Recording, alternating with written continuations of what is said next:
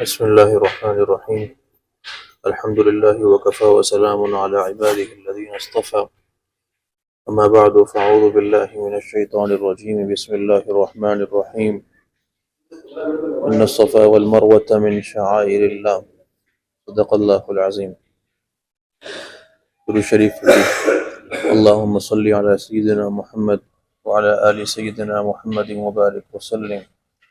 یا رب صلی وسلم دائما ابدا على حبیبک خیر الخلق کلہم.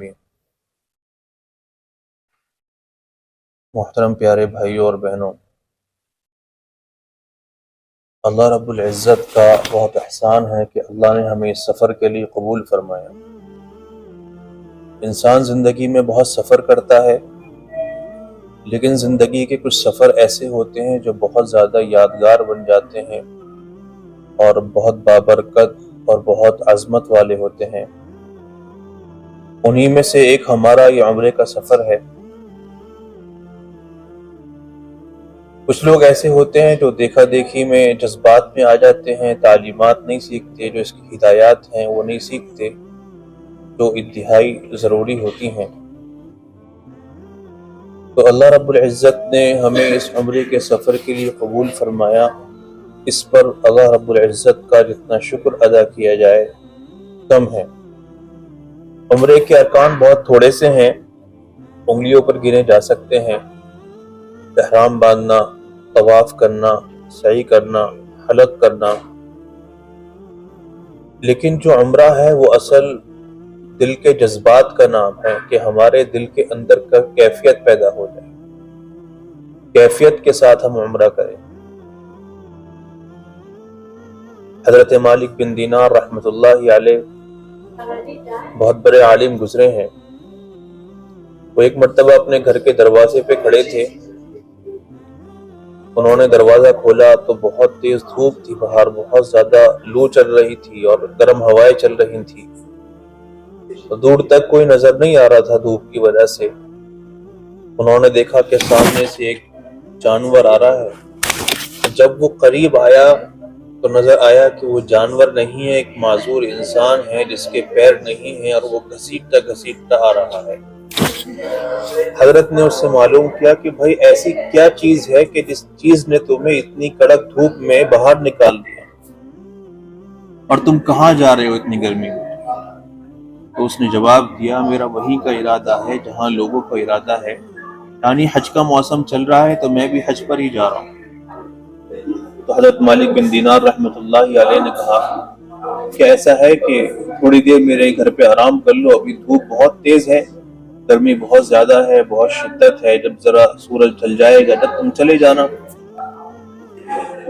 تو انہوں نے جواب دیا کہ بھئی تمہارے پاس تو پیر ہیں اور تمہارے پاس سواریاں ہیں، مجھے تو ایسے ہی گھسٹ گھسٹ کر مر مر کر اور کٹ کٹ کر جانا ہے، میرا سفر بہت لمبا ہے، اگر میں نے تاخیر کر دی تو معلوم نہیں کہ میں اس سفر تک پہنچ پاؤں گا یا نہیں پہنچ پاؤں گا ان دنوں تک۔ تو حضرت نے کہا کہ بھئی ایسا کرتے ہیں، ہمارا قافلہ بھی ترتیب پا رہا ہے، ہم تمہیں ایک سواری کا انتظام کر دیں گے، تم سواری سے چلے جانا۔ تو اس پر اس شخص نے جواب دیا کہ مالک بن دینار، میں سمجھتا تھا کہ تم بڑے عقل مند آدمی ہو، بڑے اللہ والے اور بہت ہوشیار آدمی ہو، مجھے یہ بتاؤ کہ جو آدمی اپنی مالک کے ساتھ غداری کر کے نکلا ہو اور مالک کو نقصان پہنچا کر نکلا ہو اور مالک کی نمک حرامی کر کے نکلا ہو، کیا وہ شخص کسی سواری پر اپنے مالک سے معافی مانگنے جا سکتا ہے؟ کیا وہ شخص اونٹ پر بیٹھ کر، گھوڑے پہ بیٹھ کر اپنے مالک سے سواری مانگنے جا سکتا ہے؟ میں تو اپنے رب کا غدار ہوں، اپنے رب کا گنہگار ہوں، مجھے تو ایسے ہی اپنے رب کے سامنے حاضر ہونا ہے۔ چنانچہ وہ شخص چلا گیا۔ کچھ دن بعد امام مالک بن دینار رحمۃ اللہ علیہ کا جو قافلہ تھا وہ بھی چلا گیا اور پہنچا حرم میں۔ جب وہ حرم پہنچے تو 10ویں ذی الحجہ کو وقوف مزدلفہ کے بعد جب رمی جمرات کرتے ہیں تو کنکری مارنے کے بعد مالک بن دینار رحمۃ اللہ علیہ اور ان کا قافلہ ایک طرف مشورہ کرنے کے لیے کھڑا ہو گیا کہ بھئی اب جانور ذبح کرنا ہے، قربانی دینی ہے، تو ہم کیسے قربانی کریں گے، اس کا کیا شکل بنے گی؟ برابر میں دیکھا کہ ایک بہت زیادہ بھیڑ لگ رہی ہے، تو حضرت نے ایک آدمی کو بھیجا کہ دیکھ کر آؤ کیا مسئلہ ہے۔ ایک آدمی گیا اور دیکھ کے فوراً بھاگتا ہوا آیا، کہنے لگا کہ حضرت وہاں تو ایک عجیب و غریب آدمی ہے، معذور آدمی ہے، اس کے پیر بھی نہیں ہے اور اللہ سے عجیب طریقے سے دعائیں اور مناجات مانگ رہا ہے، عجیب طریقے سے دعائیں۔ جا کر دیکھا تو وہ اللہ سے کہہ رہا ہے کہ اللہ تیرے دربار میں لوگ آ رہے ہیں، کوئی سواریوں سے آ رہا ہے، کوئی قدموں پہ چل کر آ رہا ہے، اے اللہ تو جانتا ہے میرے پاس تو میرے پیر بھی نہیں ہے، اے اللہ میں نے تیرے حکم کی تعمیل میں اس شیطان کو کنکری مانی ہے اور میں اس کو اپنا دشمن مانتا ہوں، کہ جس طرح میں اس کو اپنا دشمن اور غدار مانتا ہوں اور اس کی دشمنی کا اعلان کرتا ہوں، اور اس کے اعلان کے نتیجے میں نے اس کو کنکری ماری ہے، اور اللہ اب تیرے لوگ تیرے بندے قربانی کے لیے انتظام کر رہے ہیں اور فدیے کے لیے انتظام کر رہے ہیں، یا اللہ تو جانتا ہے کہ میرے پاس ان احرام کی چادروں کے علاوہ کچھ بھی نہیں، اے اللہ اگر تجھے قربانی چاہیے تو میری قربانی لے لے، اگر تو میری قربانی پسند کرتا ہے تو میری قربانی لے کر میرے اس سفر کو قبول فرما۔ چنانچہ وہیں اس کی ایک چیخ نکلی اور وہیں دم توڑ دیا۔ جب اللہ کے دربار میں ایسی کیفیت والے لوگ جا رہے ہیں اور جاتے ہیں اور گئے ہیں تو ہماری کیا حالت، ہم کس صف میں کھڑے ہوں گے؟ تو ہمیں اپنی دل کی کیفیت کو بنا کر جانا ہے، ندامت کے ساتھ، شرمندگی کے ساتھ اللہ کے دربار میں حاضر ہونا ہے۔ کتنے لوگ ہیں کہ آج تک وہ آ نہیں پائے، ان کے پاس مال کی کمی نہیں ہے، تو یہ سفر مال کی بنیاد پر نہیں ہوتا، یہ سفر اللہ کی طرف سے قبولیت کی بنیاد پر ہوتا ہے۔ بڑے سے بڑے امیر لوگ ہیں، وہ دنیا سے ایسے ہی چلے گئے، اگر مال کی بنیاد پر ہوتا تو دنیا کا کوئی بادشاہ بغیر حج کے بغیر نہیں مرتا، بغیر عمرہ کیے بغیر نہیں مرتا۔ تاریخ میں لکھا ہے کہ مغل بادشاہ جتنے گزرے ہیں کسی کو بھی حج اور عمرے کی توفیق نصیب نہیں ہوئی، کہ ان کے پاس مال کی کمی تھی۔ صرف اور صرف یہ قبولیت اللہ کی طرف سے، پتہ نہیں کس کی دعا ہمیں لگی ہے یا کون سا عمل ہے ہم نے ایسا کیا ہے کہ اللہ نے ہمیں اس سفر کے لیے قبول فرما لیا ہے۔ تو اب اس سفر کے چند ارکان ہیں، ہم انشاءاللہ نکلیں گے۔ سب سے پہلی چیز ہمارے پاس ایک تسبیح ہونی چاہیے گننے کے لیے۔ تسبیح نہیں ہے تو میں دوسری صورت بتاؤں گا۔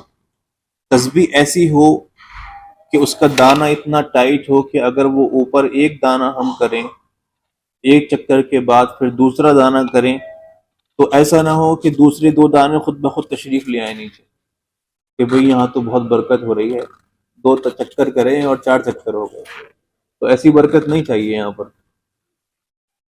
تو سب سے پہلے ہم یہاں سے نکلیں گے، حرم کی طرف جائیں گے، اور جیسے ہی ہم حرم کے اندر داخل ہوں گے تو اعتکاف کی نیت کریں گے، مسجد میں داخل ہونے کی دعا پڑھیں گے اور اپنی نگاہوں کو نیچی کریں گے، کیونکہ جب تک حرم پر پہلی نظر نہیں پڑے گی اپنی نگاہوں کو نیچے کریں گے۔ جیسے ہی حرم پہ پہلی نظر پڑے گی تو ہم دعا مانگیں گے، کیونکہ پہلی نظر پر اللہ رب العزت دعائیں قبول کرتا ہے۔ اب ہم چلے نیچی نگاہیں کر کر، اب حرم کی طرف کیسے جائیں؟ تو وہاں پر پتھر لگے ہوئے ہیں، اور پتھر بالکل سیدھے سیدھے نہیں ہیں، کوئی پتھر یوں ہیں، کوئی یوں ہیں، کوئی یوں ہیں، کوئی یوں ہیں، تاکہ اس سے معلوم ہوتا ہے کہ قبلہ کس طرف ہے۔ تو پتھر جو ہیں قبلے کے حساب سے لگے ہوئے، جس طرف نماز پڑھی جائے گی۔ تو نیچی نگاہوں سے ہم چلتے ہوئے جیسے ہی ہمارے سامنے بیت اللہ آئے گا، پھر اللہ سے جو دل میں دعا ہے وہ دعا مانگیں، کیونکہ پہلی نظر کی دعا اللہ رب العزت قبول فرماتا ہے، یہ اللہ کا وعدہ ہے۔ اب سوال یہ پیدا ہوتا ہے ہم دعا کیا کریں گے؟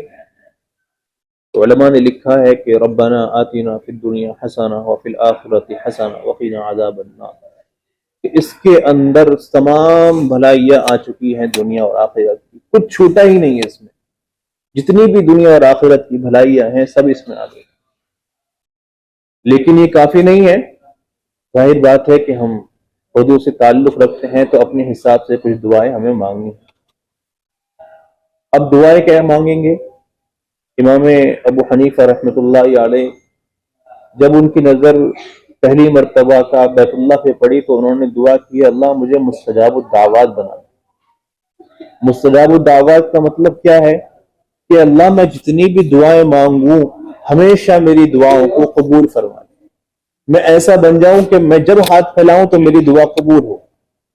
تو اللہ سے جو دل میں آئے اس وقت خوب رو کر گڑ گڑا کر اللہ سے دعائیں مانگیں، کیونکہ وہ وقت ایسا ہے کہ اللہ اس وقت میں ہر دعا کو قبول فرما لیتا ہے۔ اب ہم نے اللہ سے دعا کر لی، دعا کرنے کے بعد سب سے پہلے ہم جائیں گے طواف کے لیے۔ جب ہم پہنچیں گے حجر اسود کے سامنے، وہاں گرین لائٹ ہے، گرین لائٹ پہ پہنچنے کے بعد ہم پہلے استقبال قبلہ کریں گے، کانوں تک ہاتھ اٹھائیں گے، عورتیں کندھوں تک اٹھائیں گے، اٹھانے کے بعد اپنے ہاتھ کو چھوڑ دیں گے بسم اللہ اللہ اکبر کہہ کر، پھر دوسری مرتبہ ہاتھ اٹھائیں گے بسم اللہ اللہ اکبر کہہ کر، اس کے بعد پھر حجر اسود کا بوسہ دیں گے جیسے استلام کہتے ہیں اس طرح، اور اس میں آواز نہیں ہونی چاہیے، بالکل آہستہ سے اب بغیر آواز کے استلام کرنا ہے۔ تو اس کے بعد ہم طواف شروع کریں گے۔ طواف شروع کرنے سے پہلے ہم اس بات کو طے کر لیں کہ ہمیں ملنا کہاں ہے، اگر کوئی بچھڑ جائے۔ ایسا نہ ہو کہ ہم پہلے چکر میں ساتھ تھے، دوسرے میں ساتھ تھے، اب تیسرے چکر میں بچھڑ گئے تو ہم تیسرے چکر میں لوگوں کو ڈھونڈنے میں لگ جائیں، اللہ کو ڈھونڈنے آئے تھے لوگوں کو ڈھونڈنے میں لگ جائیں۔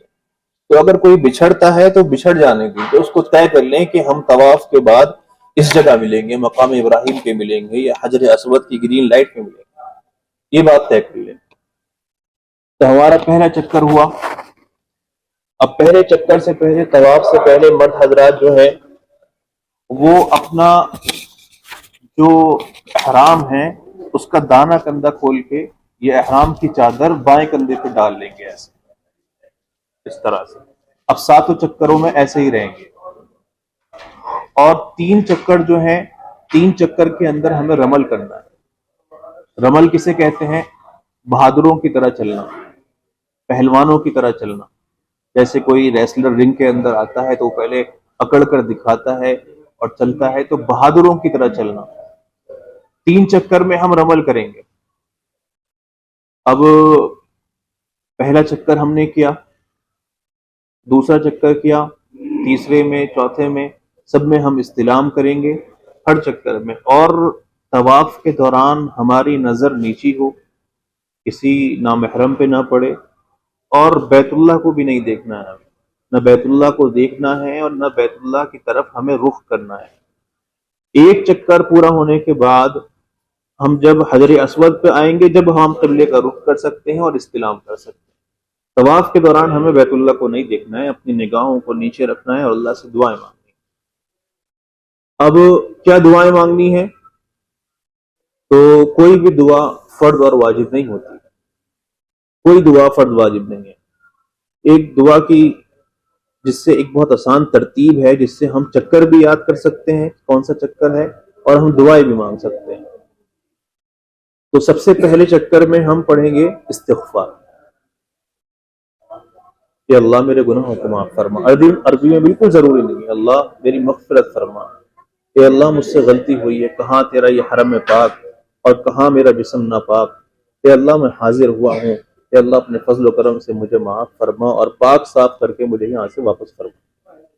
تو پہلے چکر میں ہم اللہ سے استغفار کریں گے، رب اغفر ورحم وتجاوز عما تعلم انک انت الاعز الاکرم، اللہ سے استغفار کریں گے۔ دوسرے چکر میں ہم درود شریف پڑھیں گے، کیونکہ نبی علیہ الصلاۃ والسلام کا حق ہے۔ تیسرے چکر میں ہم اپنے لیے دعا کریں گے خاص، کہ اللہ میں تیرے در میں حاضر ہوا، اے اللہ میری اس عمر کو قبول فرما، مجھے صحت عطا فرما، صحت کے لیے، عزت کے لیے، تندرستی کے لیے، کامیابی کے لیے، دنیا اور آخرت کے لیے، ہر چیز کے لیے ہم دعا کریں گے۔ چوتھے چکر میں جو ہمارے سب سے قریبی لوگ ہیں، ہمارے ماں باپ، ہمارے بھائی بہنیں، ہماری بیوی بچے، ان سب کے لیے ہم دعا کریں گے۔ اب 5वें चक्कर में हम दुआ करेंगे पूरी उम्मत के लिए, पूरी उम्मत के मुसलमानों के लिए। कि अल्लाह फलस्तीन के लिए, कश्मीर के लिए, जहां भी हमारे मुसलमान परेशान हैं, सारी उम्मत के लिए हम दुआ करेंगे। कितने चक्कर हो गए? 5। अब 6ठे चक्कर में फिर से हम पढ़ेंगे दुरूद शरीफ, और 7वें चक्कर में फिर हम इस्तिग़फ़ार करेंगे। तो पहले और दूसरे शुरू के और आखिर के, 6ठा और 7वां, इसमें पहले में इस्तिग़फ़ार, दूसरे में दुरूद शरीफ, और सबसे सेकंड लास्ट में दुरूद शरीफ, और सबसे आखिर में इस्तिग़फ़ार। अब बीच के बचे 3 चक्कर। तो पहले चक्कर में अपने लिए दुआ करेंगे, दूसरे में अपने सबसे करीबियों के लिए, भाई बहनों के लिए, वालिदैन के लिए, बच्चों के लिए, और तीसरे चक्कर में करेंगे पूरी उम्मत के लिए। ये हमें याद रहेगा, तो इससे हम अपने तवाफ के चक्कर नहीं भूलेंगे, तवाफ के चक्कर भी याद रहेंगे। एक तरतीब और है तवाफ के चक्कर याद करने की, वो ये है कि सूरह कुल या अय्युहल काफिरून से लेकर सूरह फातिहा तक 7 सूरतें, आप एक चक्कर पूरा करने के बाद सूरह काफिरून पढ़ें। ये तो याद रहेगा ना, सूरह काफिरून पढ़ी है मैंने। दूसरे चक्कर में इज़ा जाअ नस्रुल्लाह, तीसरे में तब्बत यदा, चौथे में कुल हुवल्लाहु अहद, 5वें में फलक, और 6ठे में सूरह नास, और 7वें में सूरह फातिहा। इससे हम चक्कर नहीं भूलेंगे कि हमने अभी ये सूरत पढ़ी थी, अब ये सूरत पढ़ी है, तो हमारे इतने चक्कर हो गए। तो अब हमारे ये 7 चक्कर पूरे हो जाने के बाद अब हम जाएंगे मकाम इब्राहिम के पास। जरूरी नहीं है बिल्कुल मकाम इब्राहिम पे जाके, हमें जगह भी नहीं मिलेगी, वहां भीड़ इतनी होती है। तो मकाम इब्राहिम की सीध में आकर हमें 2 रकात नमाज अदा करनी, जिसको वाजिब तवाफ कहते हैं। यह है सुन्नत, लेकिन इसको कहते हैं वाजिब तवाफ 2 रकात। अब इसके बाद अल्लाह से खूब दुआएं मांगे, खूब दुआएं जो भी दिल में आए कि अल्लाह मैंने तेरे घर के चक्कर काटे हैं, अब मखलूक के घर के चक्कर काटने से मेरी हिफाजत फरमा। अल्लाह से खूब दुआ मांगे, अल्लाह की बड़ाई बयान करें, और अपने लिए और पूरी उम्मत के लिए दुआ करें। अब यहाँ हमने इस्तिलाम के बाद 8 इस्तिलाम हमें करने हैं। एक शुरू से करेंगे, पहला इस्तिलाम पहले तवाफ से पहले, पहले चक्कर से पहले, और आखिर में जब हम करेंगे तो 8वां इस्तिलाम हो जाएगा। उसके बाद 2 रकात पढ़ेंगे, 2 रकात के बाद हम जाएंगे सई की तरफ। तो सई की तरफ सबसे पहले हम जाएंगे, जिन हजरात के रोजे हैं वो तो जमजम नहीं पिएंगे, और जिनका रोजा नहीं है तो वो पेट भरकर जमजम पिए और अल्लाह से खूब दुआएं मांगे। जमजम के बाद हम जाएंगे पहले सफा पर, सफा पहाड़ी पर, और सफा पहाड़ी पर हम किबले की तरफ रुख करेंगे, चाहे हमें बैतुल्लाह नजर आए या ना आए, और उसका इस्तिलाम करना है, इस्तिलाम करना है, दुआ पढ़नी है। अब्दअ बिमा बदा अल्लाह, कि मैं वहां से शुरुआत कर रहा हूं जहां से अल्लाह ने शुरुआत की। यह हमें दुआ पढ़नी है। इसके बाद हम जाएंगे मरवा की तरफ। मरवा पे जाएंगे, जो बीच में ग्रीन लाइट है, ग्रीन जोन जो आएगा, वहां पे मर्दों को थोड़ा तेज चलना है, दौड़ना है, और औरतों को अपनी रफ्तार पर चलना है, वहां औरतों को नहीं दौड़ना है। इसी तरह हम सफा पे जब पहुंचेंगे, सफा से मरवा पे पहुंचेंगे, तो मरवा पे भी इस्तिलाम करेंगे, चाहे हमें बैतुल्लाह नजर आए या ना आए। यह हमारा एक चक्कर हो गया। अब हम मरवा से फिर सफा पर आएंगे, इसी तरह 7 चक्कर हमारे पूरे हो जाएंगे। 7 में हमें इस्तिलाम करना है और दुआएं करनी है, और दुआ वही है, तरतीब है जो हम चक्कर में करेंगे, तवाफ में करेंगे, उसी तरतीब से हम दुआएं करेंगे तो हमें याद रहेगा। सही करने के बाद हम आ जाएंगे हलक कराने के लिए। तो हलक कराने के बाद हमारा उम्रा मुकम्मल हो जाएगा। मुकम्मल हो जाने के बाद हम अपने कमरे पे आ जाएंगे, गौसल करेंगे। तो उस वक्त भी अल्लाह से हमें दिल दिल में दुआ करनी कि अल्लाह मैंने अपने सर के बोझ को ख़त्म कर दिया, कि अल्लाह तो मेरे गुनाहों के बोझ को ख़त्म फरमा। कि अल्लाह मैं यहाँ आकर अब अपने जिस्म को मलमल कर नहा रहा हूँ, अपने जिस्म से गंदगी को दूर कर रहा हूँ। कि अल्लाह जिस तरह मैंने अपने जिस्म से गंदगी को दूर किया, इस तरह तो मेरे गुनाहों की गंदगियों को मुझसे दूर फरमा। ये हमारा मुकम्मल हो जाएगा उम्रा। इसी तरह बाकी जो भी उम्रा करना है इस तरह करेंगे।